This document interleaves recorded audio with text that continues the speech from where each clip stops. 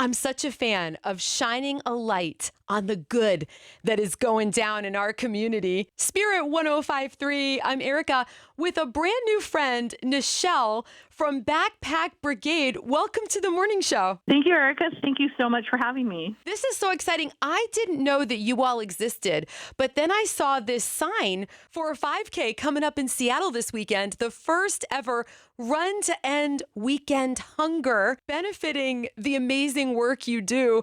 And we want to hear all about it. We are Backpack Brigade. We are in our 11th year, and we end weekend hunger for over 5,200 children a week in 102 schools in 5 school districts. What that means is there are some children that eat only at school with the free breakfast and free lunch program. For them, Friday lunch to Monday breakfast is a really long time for a little belly and a big growl. And that's where we come in. We provide a weekend hunger bag with 3 breakfasts, 3 lunch, 3 dinner, and 3 snacks for that child to take home on Friday to feed themselves all weekend long. We do it in 8 menus to respect the dietary, religious, and cultural needs of the students we serve. I love what you do. You know how people say the phrase brainchild?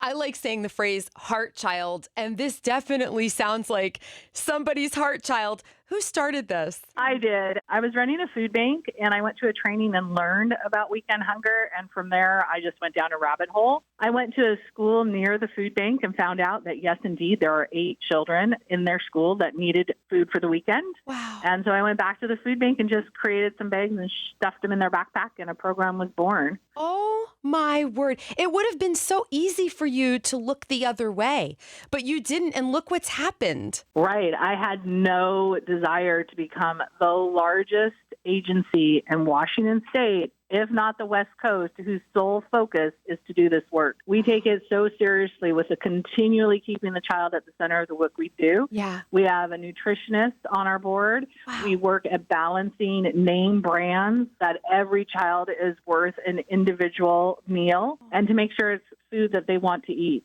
Oh, yes, that's important. Let's talk about the gratitude from the kids and the families. What do you see? You know, for some of them, it is make or break because honestly, this could be the only food that they have for the weekend. Not for everyone, but for those students, it's the most important thing because it gives them the energy to make it through the weekend, to have the comprehension to do their homework, to show up for school on Friday to get the bag, to have homework to turn in on Monday. It really gives them opportunities to stay at grade level because the number one group that has to be held back is homeless population because the inconsistency of being in school. So for these kids, when people donate and help us get the food, it's not just providing a bag of food, it's providing a bag of hope. Oh, that's so beautiful. What keeps you going when it gets hard? Because I'm sure you have your days. Yes, days are when we're like, we can't get food, we don't have enough money, we have to cut one of the meals, and those days are super hard. But to think of that child that wouldn't have food that weekend, we'll do whatever it takes to make sure that we don't fall short on our commitment to these kids. Oh, I love your heart, Nichelle.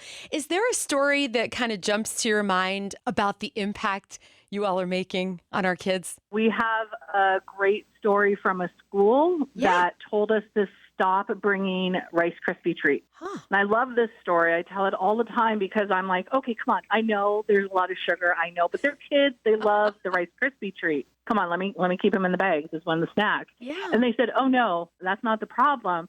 It's because they're using it as currency on the playground. Oh. And so I love that story because you've got to think of these kids. We've got the homeless population. Those are the McKinney-Vento, and those kids are left alone a lot. And so then it could be for great reasons. Parents are working, their education, but sometimes not so great.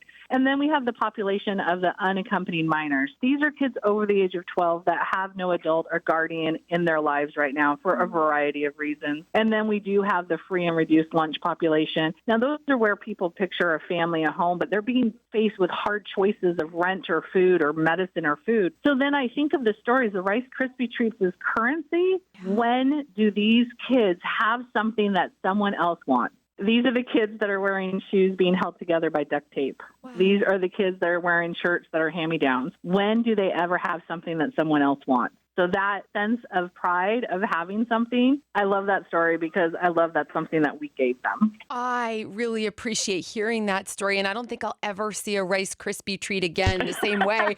I'll be like pausing in the grocery store to say a little prayer. Your work is incredible.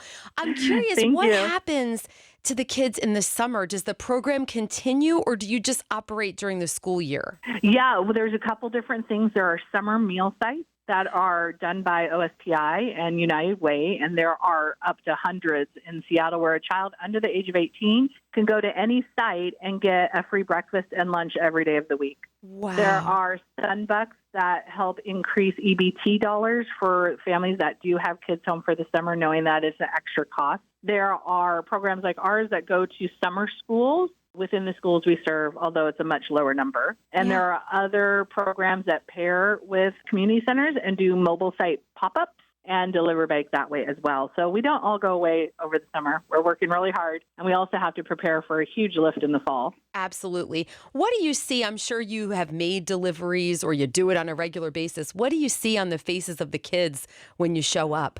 You know, there are some kids that ask every single day if it's delivery day because that's how important the bags are in their lives. There are kids that help unload the delivery drivers.